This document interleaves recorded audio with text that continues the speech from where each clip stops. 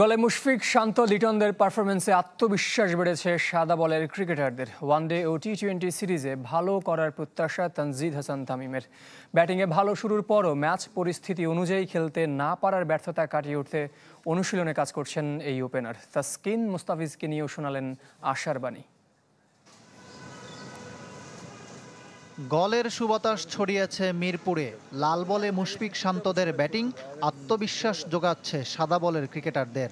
যেহেতু একটা খারাপ সময়ের ভিতর দিয়ে যাচ্ছিলাম, সেখান থেকে একটা ভালো শুরু হয়েছে, তো আশা করা যেতে পারে এখান থেকে কনফিডেন্স আমাদের কাজে লাগবে। বৃষ্টি বাধার পর আউটারে পুরো দমে অনুশীলন করেছেন তাসকিন, সোহান, শেখ মেহেদিরা। বিসিবি কোচরা কাজ করছেন যার যার দুর্বলতা নিয়ে।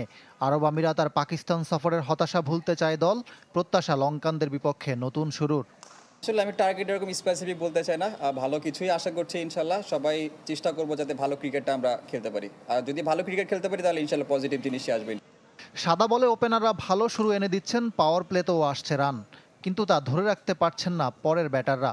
আবার ব্যাটাররা রান করলেও বোলারদের কারণে হারতে হচ্ছে ম্যাচ।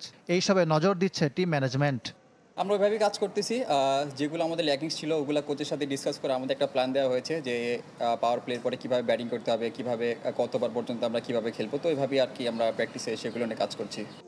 বাংলাদেশ দলের মতো তানজিদ তামিমও ভালো শুরুর পর ছন্দ হারান, চিন্তিত এই ব্যাটার। কিছু সময় আমার কাছে মনে হয় যে আমি একটু বেশি রিস্ক নিয়ে ফেলি, আবার কিছু সময় হয়তো বা রিস্ক নিতে হয় আমাকে, কারণ যখন 300 রানের উইকেট থাকে বা 300+ রানের উইকেট থাকে তখন কিছু পাওয়ার প্লেতে একটু রিস্ক নিতে হয়।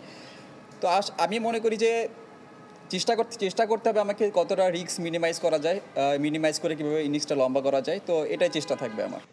ইনজুরি কাটিয়ে পুনর্দমে বল করতে দেখা গেছে তাসকিন আহমেদকে।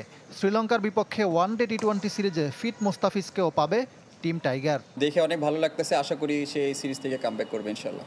ইকরাম হুসাইন, চ্যানেল 24, ঢাকা।